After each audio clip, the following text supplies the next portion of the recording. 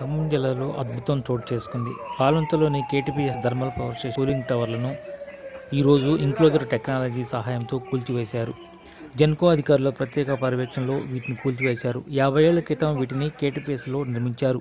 వేడిని చల్లబరిచేందుకు వీటిని నిర్మించారు.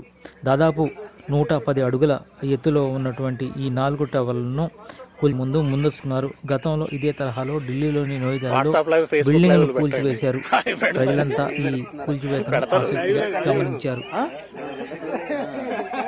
ఉంటారు కదా అంతా సోషల్ మీడియాలో పెడతారు.